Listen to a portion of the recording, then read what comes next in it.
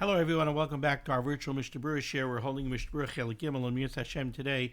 We will be learning Daf Nun Tes Amen Aleph. We are continuing to learn Hilchos Shabbos. We pick up today on Nun Tes Amen Aleph. In the midst of this very lengthy Mishnah Berurah Ois Katan Gimel that began near the bottom of the Mishnah Berurah on Nun Ches Amud Beis. This Mishnah Berurah is going back on Siman Reish Ayin Ches Sif Aleph. We're going to pick up in my Mishnah Berurah. It's 1, 2, 3, 4, 5, 6, 6 lines down in the Mishnah Berurah on Nun Tes Amud Aleph by the words Ulekach Nikres Malacha She'ein Tzarech Legufa. That's where we're holding. Our learning should be Aschus for Achenu Kol Beis Yisrael Hanesunim Batzara Ubashivya Ha'imdim Bein Bayom Ubein Bayabasha Hamakei Merachem Aleihem V'Yetziam Yitzar L'Rvacha Me'afelu La'Oire Mishiva L'Geula Hashta Bagalo V'Zman Kariv V'Nemar Amen. Our learning should be Aschus Refuah Shalema for Tzvi ben Leah Miriam and for Daniel ben Naomi. Our learning should be Aschus for Yisrael ben Rachel, Yonasan ben Michal, and Yoel ben Michal. The Rebbe Shalom should watch over them and all of our brothers and sisters that find themselves in harm's way. B'chol Makom Shehem. So, yesterday we began this very short Siman Reish Ayin Ches. And in Siman Reish Ayin Ches, the Mechaber told me one halacha. The Mechaber told me, if you have a critically ill individual, a chayla sheyesh by sakana, a chayla that's in danger meaning he's critically ill and he's in danger, of losing his life, and he's in a room and he needs to sleep, but there's a nair in the room, and the light from the nair is preventing this chayla sheyesh by sakana from sleeping. The Mechaber said, you're allowed to put out that nair. Not only that, the Mishnah Berurah came along and the Mishnah Berurah said, what if when he wakes up he needs an air? If he wakes up and he needs an air, you're allowed to light an air. The reason for both of these halachas are the same. The reason is because you're dealing with a chayla sheyesh by sakana, and like the Mishnah Berurah told us in Ois Katan Gimel at the bottom of Nun Ches Amud Beis, pikuach nefesh doiche Shabbos. Pikuach nefesh, if there's a danger of loss of life, that is doiche Shabbos. Therefore, you could extinguish an air, you could light an air. The Mishnah Berurah came along, further along in Ois Katan Gimel, and the Mishnah Berurah said, not only are you allowed to do this on behalf of a chayla sheyesh by sakana, you're also allowed to do this if there is a suffix, what the Mishnah Berurah called a chayla shehu suffix sakana. You're not sure 100%. This chayla, is it yesh by sakana, not yesh by sakana? How critically ill is he? If there's a suffix, still, the halacha is, it's a suffix pikuach nefesh, you're allowed to do any malacha you need to do. You could light an air, you could put out an air, etc., etc. Then the Mishnah Berurah said, how about a chayla she'ein by sakana? You have an ill individual, but he's ill, he might feel really lousy, but Baruch Hashem, he's not a chayla sheyesh by sakana. Somebody has got a nasty virus, he's running a fever, he's stuck in bed, he really feels crummy. But Baruch Hashem, it's something that's, it's supposed to pass in a couple of days. So he's a chayla she'ein by sakana. Are you allowed to extinguish a light for such a person? So let's analyze the shaila. It's just a useful exercise. By the way, we're about 115 shiurim into Hilchos Shabbos. It's always critical when you're coming up with shailas in Hilchos Shabbos, you have to kind of train yourself how to analyze a shaila and how to look at a shaila that comes up in Hilchos Shabbos very technically. So we have a shaila over here. Okay, what do you want to do? You want to extinguish an air. You want to do it for what reason? You want to do it for the benefit of a chayla. What type of chayla? A chayla she'ein by sakana. Is there pekuach nefesh involved over here? If there's pekuach nefesh, everything is mutter. No pekuach nefesh. It's a chayla she'ein by sakana. Okay, what type of malacha are we talking about? Well, we're talking about extinguishing an air. Okay, when we're talking about extinguishing an air, over here, we have a major machlokes. Extinguishing a ner is usually a malacha she'ena tzricha legufa. What does that mean? That it's a malacha she'ena tzricha legufa, she'ena tzarich legufa. What that means is it's a malacha that you're doing, but you're not doing the malacha because you need the direct outcome of the malacha. You're not doing the malacha to create something that you need. You're not doing the malacha to create a direct result of doing the malacha. Your problem over here is that you have light in the room and you want to get rid of the light. That's why you're putting out the fire. You're putting out the fire to get rid of the light. You're not putting out the fire to constructively make something. So this is what's called a malacha she'ena tzricha legufa. Now, when it comes to a malacha she'ena tzricha legufa, we have a major machlokes. Is that an issa d'oraisa or is that an issa d'rabbanan? Now, if it's an issa d'rabbanan, you might be tempted to say, issa d'rabbanan on behalf of a chayla, even though he's a chayla she'ein by sakana, there are those shittas that hold that you're allowed to be over an issa d'rabbanan on behalf of a chayla, even a chayla she'ein by sakana. But over here, the Mishnah Berurah says that's not the case. To extinguish a fire on behalf of a chayla she'ein by sakana, everybody holds is aser. And now we find, and in the words of the Mishnah Berurah said, even though it's a malacha she'ena tzricha legufa, it's still an issa d'rabbanan, and in this case, everybody would agree this is an issa d'rabbanan that you're not allowed to do on behalf of a chayla she'ein by sakana. And now for the rest of this Mishnah Berurah, Eis Katan Gimel, the Mishnah Berurah is going to go a little bit deeper into the question of a malacha she'ena tzricha legufa, she'ena tzarich legufa. Let's see the Mishnah Berurah. Says the Chavetz Chaim. Ulekach nikreis malacha she'ein tzarich legufa. This is the reason why extinguishing a fire is called a malacha she'ein tzarich legufa. Sharei einay tzarich letachlis hamalacha. You don't need the direct outcome of the performance of this malacha. Ki einay tzarich lakibui b'shvil atzmai.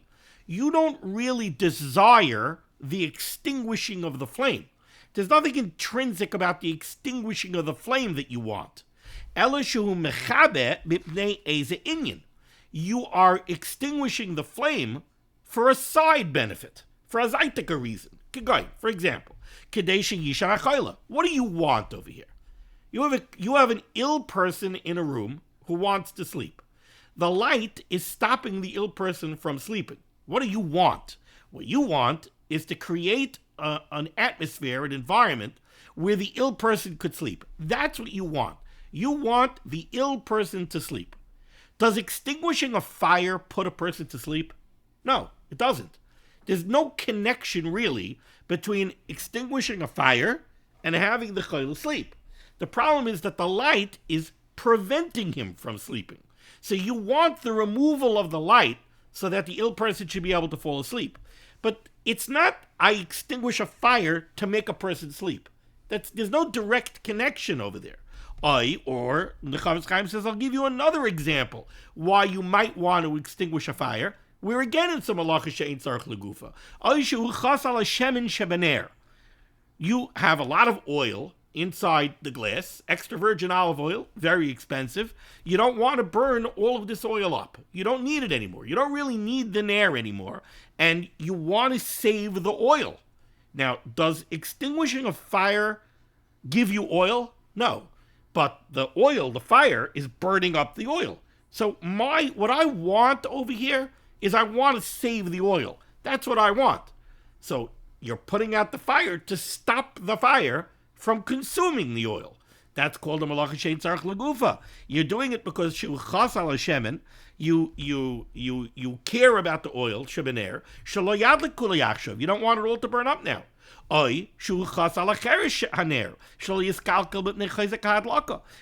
you might put out a fire that's burning in an earthenware lamp because you know that if it burns all the way to the bottom and it burns out all of the oil, then the heat of the flame might crack the earthenware lamp.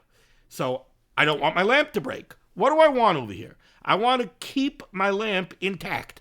That's my goal. My goal is keeping my lamp intact. Now, putting out a fire does not make an intact lamp. right? But again, it's a side benefit. If I put out the fire, that's going to prevent the fire from cracking the lamp. Or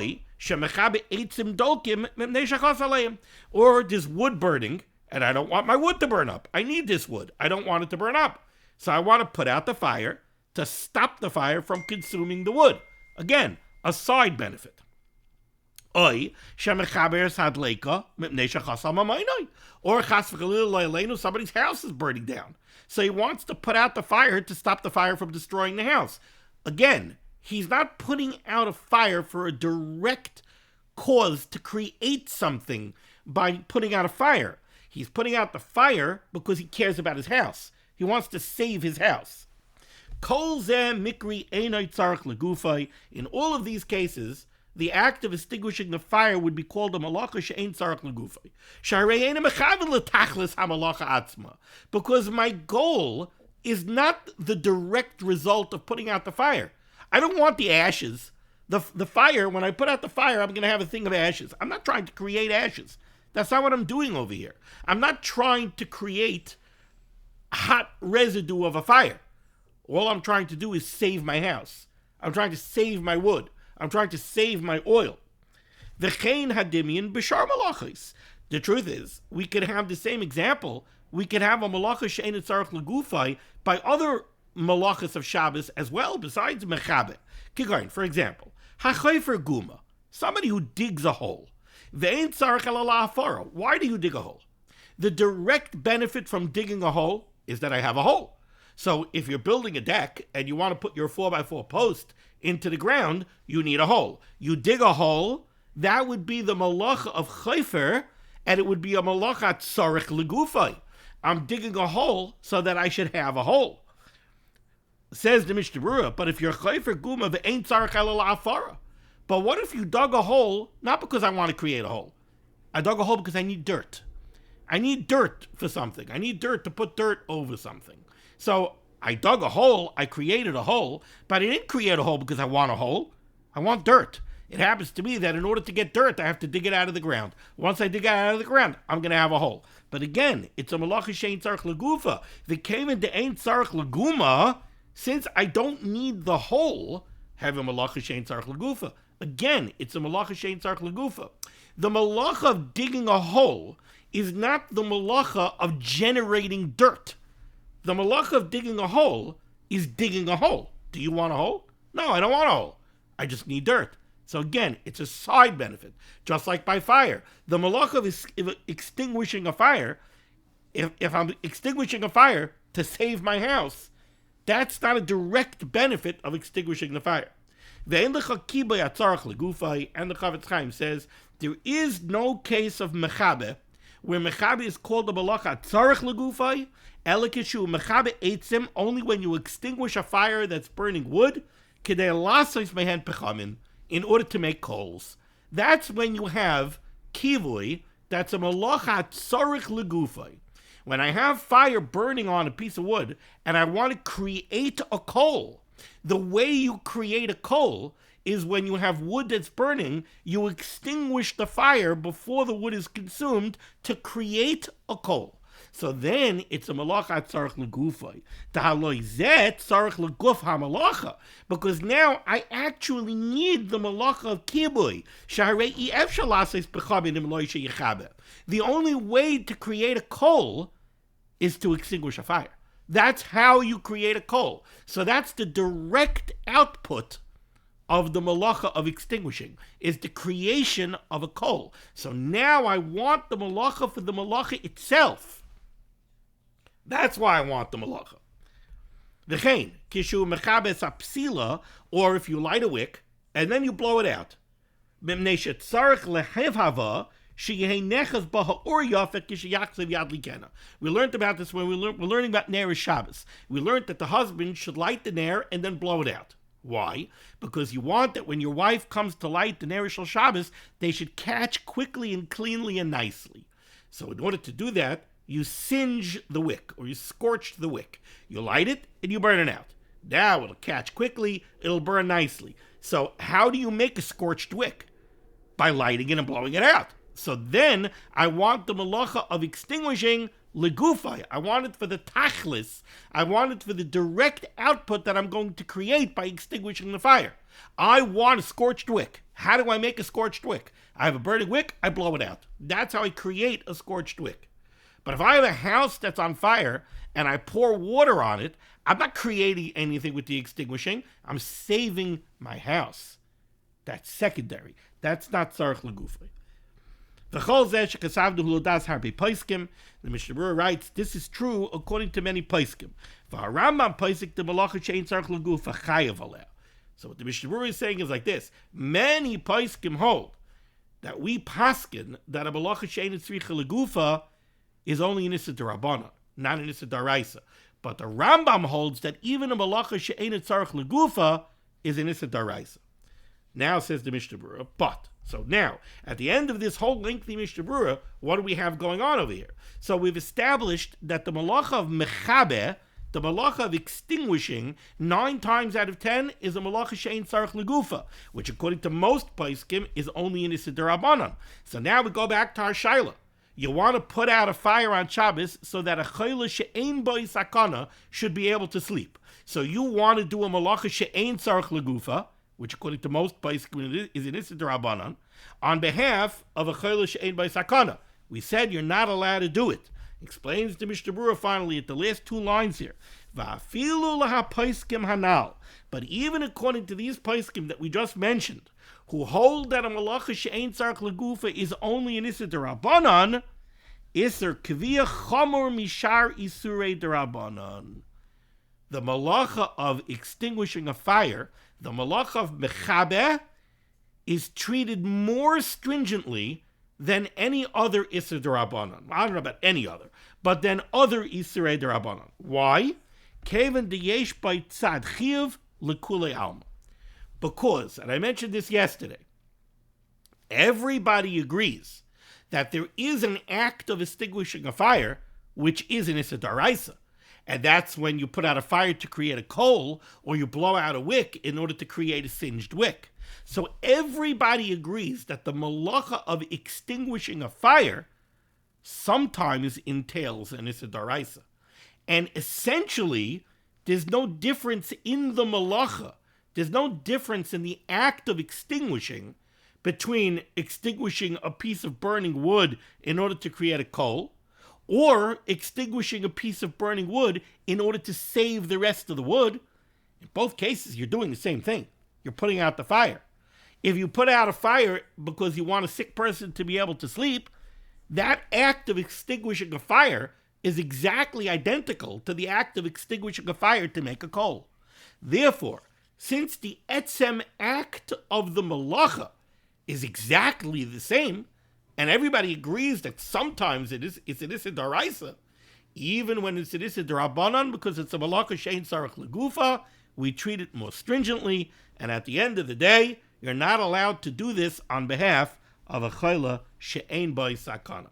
Now, as far as the questions halach l'maisa that come up, what are you allowed to do for a chayla she'ein boi sakana? What are you not allowed to do for a chayla she'ein boi sakana? We will deal with that in greater detail later on as we travel through Chela Gimel and Hilchos Shabbos. Okay, now we turn to Siman Reish Ayin Tes.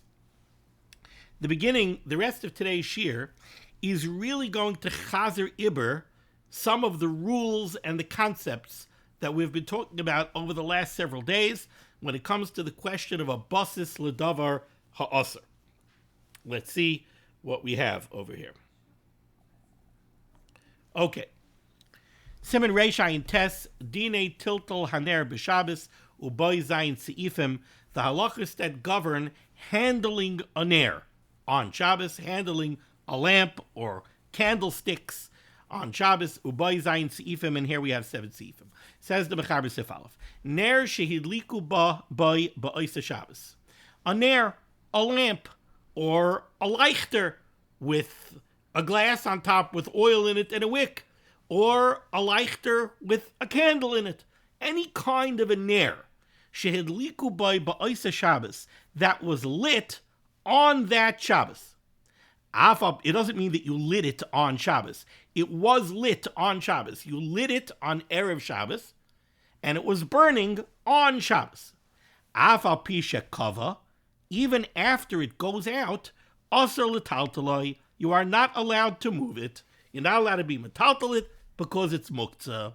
So your wife lights Shabbos Neris on Erev Shabbos, right? They're burning Friday night. A couple of hours after the Suda, the Neris go out. Are you allowed to take the Leichter and put them back in the break front? No, you're not. They remain muktzah for the entirety of Shabbos. Says the Mishnah Berurah is cutting off. Afal pisha kava. Even after the Neris go out, you're not allowed to handle, you're not allowed to move these Neris. Vahainu, says the Mishnah Berurah, this is true. Afilu loy nisha by shemen klal. Even if you lit with oil, and all of the oil is burnt up. So what do you have here? You have a silver candlestick, and you have a glass that's empty. So you look at this, and do you see any muktzah here? Is a silver candlestick intrinsically muktzah? No. Maybe it's a klisha malachta l'isser. Okay, if it's a klisha malachta l'isser, you're allowed to move l'tzarech gufa, l'tzarech mekaymai. But over here, we're going to say that this is completely muktzah. You're not allowed to be metaltal for any reason at all. So you look over here, there's no shemen, there's no anything. What exactly is muktzah here? Doesn't matter, says the Mishnah Berurah. V'hainu afilu loy nisha by shemen klal. Even if there's no oil left over here, these leichter are muktzah, you're not allowed to be metaltal them for the entirety of Shabbos. Explains the Mishnah Berurah, Vatam, the reason for this is, Dekev debein hashmashas haya aser betiltal. When Shabbos came in, during the twilight period, Friday evening, right? When Shabbos came in at that time, what was the status of these leichter? Well, these leichter were aser betiltal. They were muktzah during ben hashmashas. Why? Because they were lit. And what happens when they're lit? Explains the Mishnah Berurah. Levisha nasa haner. So now the ner, the lamp, the hashemen, and the oil that's in it, the hapsila, and the wick that's burning, they're all basis l'shalhevis. They're all a basis, a support to the flame, right? So let's be very technical, and let's break this down. Let's say the way you light your Shabbos Neris is, you have a silver candlestick. On top of the silver candlestick, you have a glass. In the glass, you have olive oil. In the olive oil, you have a wick. Now that it's lit, there's a flame at the tip of the wick. Well, says the Mishnah Berurah, in that case, let's see what's going on here. The flame is muktzah. Now, let's play geometry here. Let's take that as a given. We'll have to explain it, but let's take that as a given. The flame itself is muktzah. Okay, what's the flame on, so to speak? The wick. Okay, so the wick is a basis l'davar aser. It's a support for the flame. Where's the wick sitting? It's sitting in the olive oil. What's the olive oil then? A basis l'davar aser. It's supporting the wick, which is aser, which is supporting the flame. The glass that the oil was in was supporting the oil, which is supporting the wick, which is supporting the flame. So it's also a basis. The silver candlestick is a basis to the glass, which is a basis to the oil, which is a basis to the wick, which is a basis to the flame. The tray that the leichter are sitting on is a basis. The table that it's all sitting on is a basis. We've covered that in the past. Put the chalas on the table so that the table should be a basis, etc., etc. But essentially, what the Mishnah Berurah is telling me over here is, you know why the Mechaber says you can't move the leichter? Because it's all a basis. Levisha nasa ner, the ner, that's the candlestick, the leichter, the hashemen, and the oil, the apsila, and the wick, they're all a basis l'shalheves. They're all subservient to the flame. They're all supporting the flame, and the flame is a davar aser. So they're all a basis l'davar aser, shu davar aser betiltal. Okay. So at Bein Hashmashas, when you look at these leichter, these lit leichter at Bein Hashmashas, what you see is everything aser. You see a flame that's muktzah, and you see everything that's under the flame as a basis l'davar aser. So at Bein Hashmashas, when Shabbos came in, everything over here was aser. And now we apply the golden rule. Since it was muktzah at Bein Hashmashas when Shabbos came in, is katzoy l'kula yuma. Now it remains muktzah for the entirety of Shabbos. V'zeu anikra b'Gemara, and this is what the Gemara calls muktzah machmas iser. This is what's called muktzah machmas iser. What does that mean? That means that all of the items that we are calling a basis over here, so that's the candlestick, the glass, the oil, the wick, everything that we're calling a basis l'davar ha'aser, they may not be intrinsically muktzah, but they're muktzah machmas iser. They're muktzah on account of a prohibition. What's the prohibition? Well, since they're all a basis to the flame, so they're muktzah as a basis. You're not allowed to use them. You're not allowed to be metaltal them, because to be metaltal them would be to violate the iser, the prohibition of a basis l'davar ha'aser. So now they are muktzah. They're set aside from Shabbos use, machmas iser, by virtue of the prohibition that prohibits you using them. So they're muktzah machmas iser. The kaima loibei isura, which we hold, is aser. Okay? Continues the Mishnah Berurah. Im yesh emas ein Yehudi alav al yedei aner.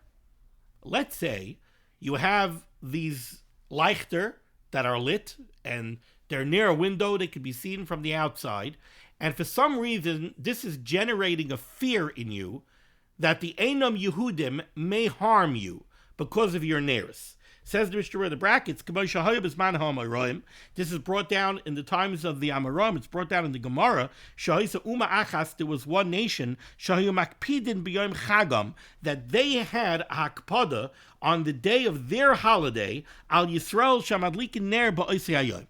If they caught a Yehudi, a Yid, lighting a ner on the holiday of the Einam Yehudim, then the Einam Yehudim would get very angry at the Yid, and they might harm him. The Cholkai Gavno, already other situation, mutter l'taltaloi la'achar shekava. Then we would paskin that after the fire goes out, you could move the neirs. So what did the Mishnah Berurah just say? We started off here by saying that the Chaber told us a halacha. If you had neiris that were lit on Shabbos, those leichter are muktzah and they're aser betiltel for the entirety of Shabbos, even after the licht go out. The Mishnah Berurah explained very succinctly that this is all based on the idea of migoy de iskatzoy lebein hashmashos iskatzoy lekula yuma. Since during Ben Hashmashos the ner was lit, so during Ben Hashmashos it was certainly muktzah. Migoy de iskatzoy lebein hashmashos iskatzoy lekula yuma. It's muktzah for the entirety of Shabbos, even after the flame goes out. Now says the Mishnah Berurah, but we're willing to make an exception to this rule. You know what that is?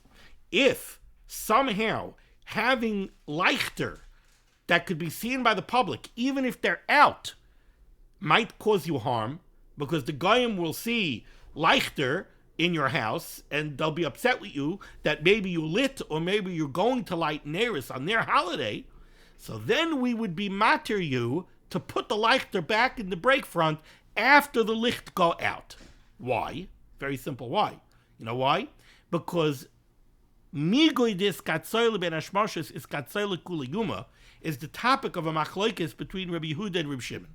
Reb Shimon holds that we don't say migoy dis katzoyle ben hashmashos is katzoyle kula yuma. If there's even a risk that you somehow might come to harm by Einam Yehudim, we're going to relax this iser. We're going to be soimech on Reb Shimon, and we won't go with migoy dis katzoyle ben hashmashos is katzoyle kula yuma. And since right now the flame is out, so right now the leichter are not a basis to a flame, because there is no flame, we're going to allow you to move it. And he brings this down from the Shiltei Kibayrim, and he says, "V'chein hiske b'sefer Tosefes Shabbos u'deloi k'Magen Avram." This is not like the Magen Avram. Apparently, the Magen Avram holds that you're only allowed to do this if you're mamish b'sakana. Not that you're afraid that it's possible that the goyim might be upset with you. No. If you're b'sakana, then the Magen Avram says, of course you could put them away. But if you're not b'sakana, the Magen Avram says you can't do it. But the Mishnah Berurah continues and he says, from the Pri Begadim it's mashma she'im yari she'yakeyu oishar hefsid mammon l'kulei al mashari. The Pri Begadim takes the position that even according to the Magen Avram, if there's even a fear that the goyim might hit you, they're not going to kill you, but they might beat you up, they might rough you up a little bit, or they might fine you, so you lose money. The Magen Avram would agree that we could we could rely on Reb Shimon, and we could put away the leichter after the flame goes out. Okay, so that's halacha number 1 over here in Siman Reisha and Tes. The halacha, just to put it very, very concisely, the halacha is you have neiros that were lit on Shabbos. Those leichter are muktzah, they're osir. You're not allowed to handle them for the entirety of Shabbos, even after the leichter go out. And this is based on the idea of migodis katsoyle ben hashmoshes, since the leichter was certainly muktzah during ben hashmoshes, because during ben hashmoshes they were lit. So since there was a fire on top, everything underneath it is a basas l'davar aser.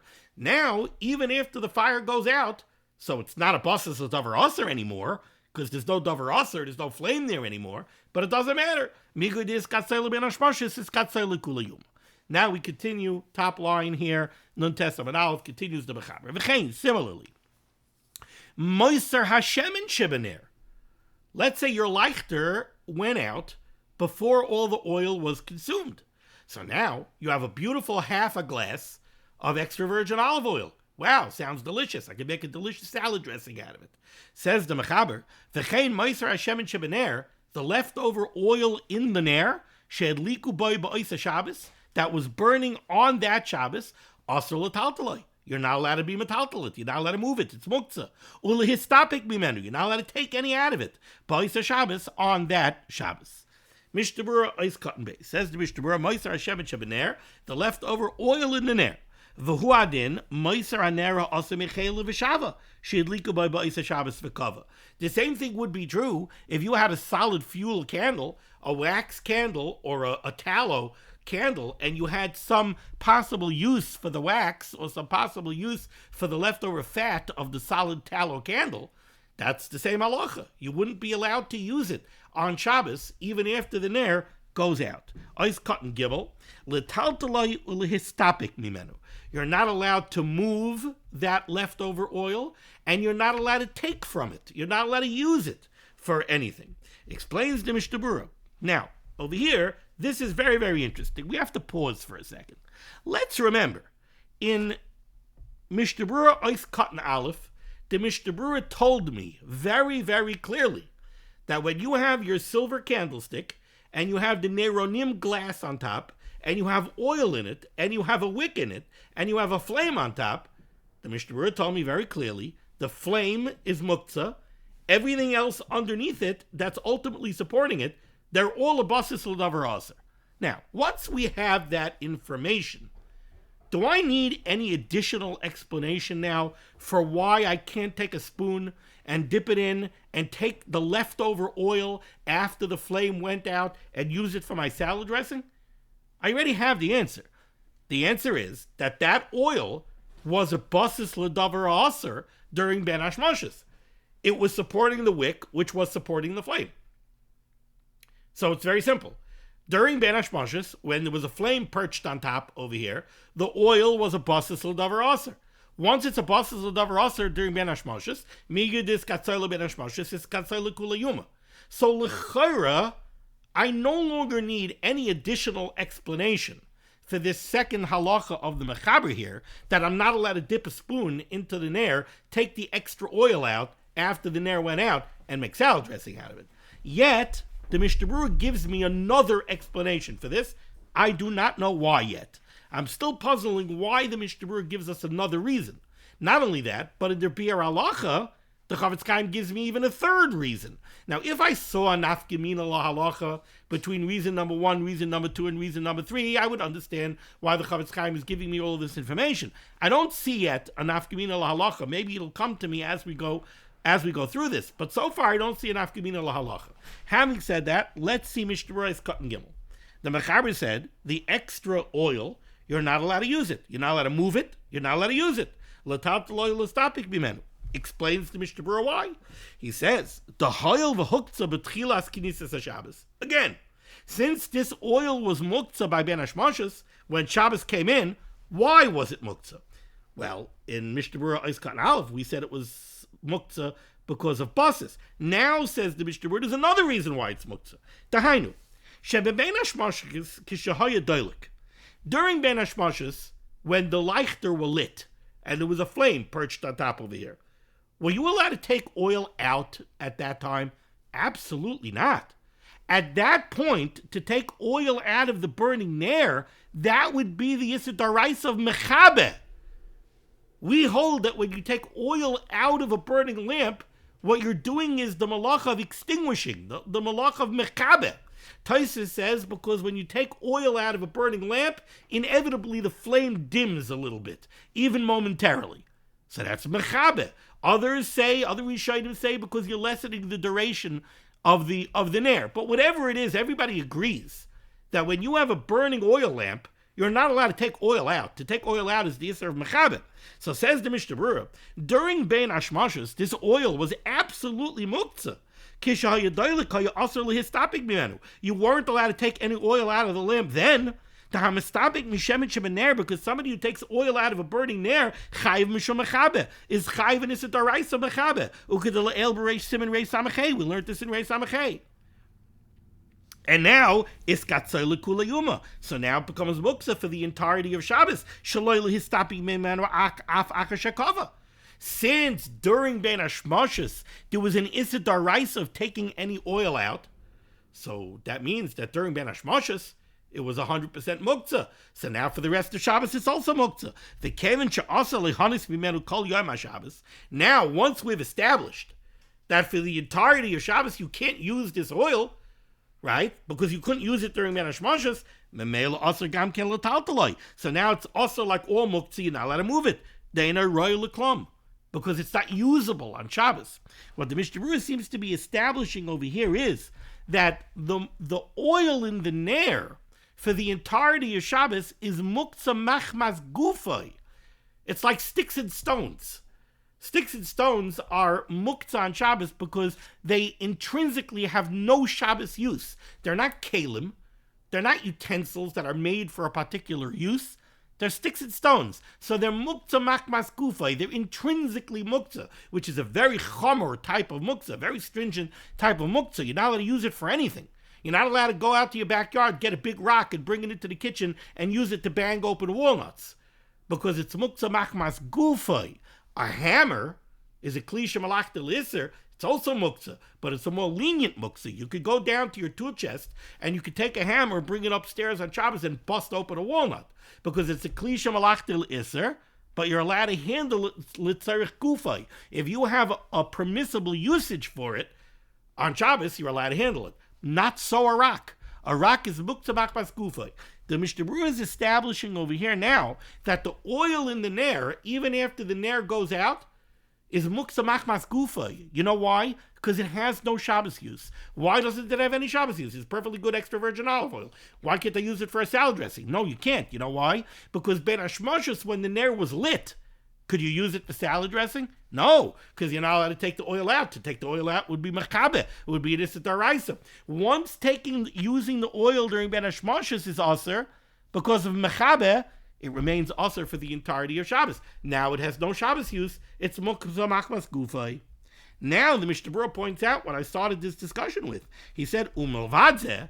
Let's remember that besides this reason that I just gave you, umelvadze betiltel gufa huktzah bebein hashmashos. It was also muktzah during Bein Hashmashos. Forget that you can't take it and use it for salad dressing. You couldn't move it during Bein Hashmashos either. Shenasa akol basas l'shalheves. Because it's a basas l'davar aser. It's a basas to the shalheves, to the flame. U'getela el b'rei sifkat and aleph. Like I already told you, it's sifkat and aleph. Then, in Bir Halacha, Dibra Maskal Moiser Hashem and Shebener, the Chavetz Chaim tells us there's a third reason why the oil is muktzah. You know why? Because it's set aside for the mitzvah of Neirashal Shabbos. So it's huktzah l'mitzvasai.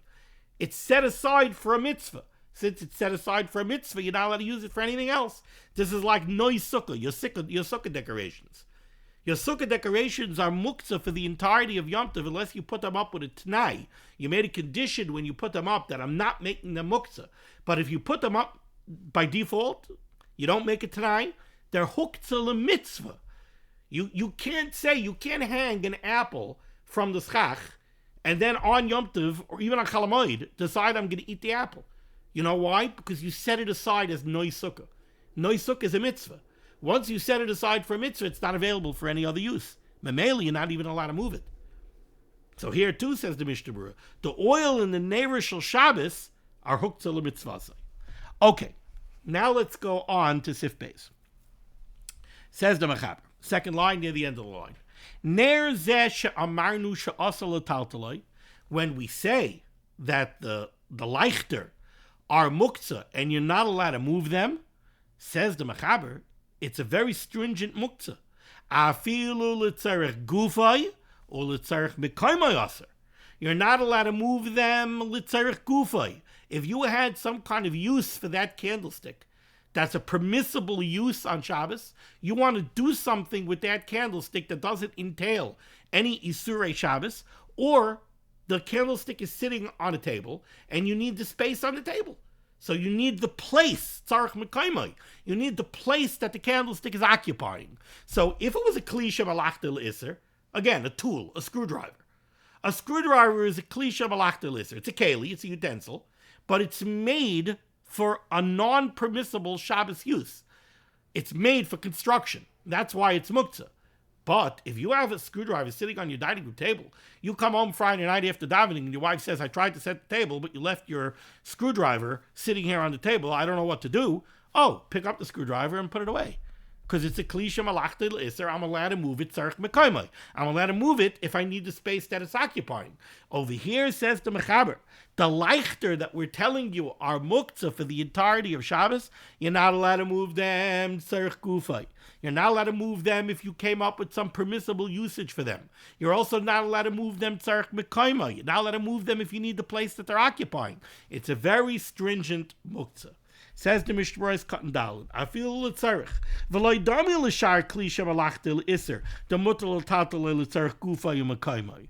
The Mishnah Berurah is telling you, by default, we would think that a silver leichter, when we look at a silver leichter, let's say you didn't light it on Shabbos. Let's say it's sitting in your break front. When we look at a silver leichter, we see a kli shemalachta l'isser. What is it? It's definitely a keli. It's a utensil. But what is it made for? It's made for something that's also on Shabbos. It's made for lighting a candle or lighting an oil thing and putting it in and having it burn on it. That's also on Shabbos. So yes, by default, a silver leichter, even if it's not lit, is muktzah. But it's a lesser level of muktzah. It's a kli shemalachta l'isser. If it's in the way, I'm allowed to move it. Not so a leichter that was lit on Shabbos. A leichter that's lit on Shabbos is not like a kli shemalachta l'isser. Explains the Mishnah Berurah, kabay the isser b'shibin shel chesef gimel. The hacha, in our case, where this leichter was lit on Shabbos, kevan de beben hashmashas haya dami l'shar kevan de beben hashmashas haya aser l'taltaloi af l'tzarech gufay mekaymai the haya basis l'shalheves. What was the status of this leichter when Shabbos came in by ben hashmashas? It was a basis to a flame. It was a basis l'davar aser. So during ben hashmashas, it wasn't like a typical kli shemalachta l'isser. It wasn't like the screwdriver on the table. Because by ben hashmashas, you weren't allowed to move this at all. It was a basis l'davar aser. A basis l'davar aser is muktzah machmas gufay. It's intrinsically muktzah. You're not allowed to move it. And now, Miga just got started ben hashmashas l'gamri. Since during Ben Hashmashas, when Shabbos came in, it was a high level of muktzah. It was muktzah legamri. It was a basis that has the status of muktzah machmas gufay. It's katzay lekula yuma legamri. It is completely muktzah for the entirety of Shabbos. And for the entirety of Shabbos, you're not allowed to move it, even tzarech gufay or tzarech mekaymai. And says the Mishnah Berurah, ve'ein chilik b'chol zeh. There's no difference in the context of these halachas. Bein haner shedlika by Hashemen, whether what's burning in this leichter is oil, or bein haner shedlika by haneris, or you're burning candles. Tegamu nasa basas lahaneris. I think the Chavetz Chaim just tells this to me because we've seen a slew of halachas where there are differences in halacha between an oil lamp and a solid fuel lamp. Mishnah Berurah is reminding me over here, there's absolutely no chiluk between an oil lamp and a solid fuel lamp. In either case, the leichter is going to be a basis. Okay, we're going to pause over here. We'll continue next time with the word, with v'yesh mi. Well, you know what? No. Let me just read it. There's no Mishnah Berurah on it.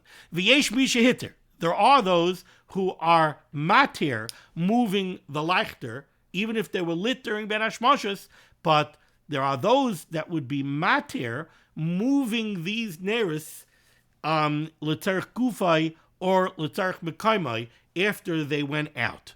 V'loy niru dvarav, and the Mechaber says he doesn't agree with them. He doesn't see it that way. Okay? We'll continue next time with the words of the Ramah. Thank you so much for joining me for limud HaTorah. The source of limud HaTorah should be Megan against Klal Yisrael. The Rebbeinu Shalom should send Yeshua's and Furas Parnasim Shadduchim to those in need. We should be zeichet to see the Bias Kol Tzedek. B'mher v'yameinu amen. Be well.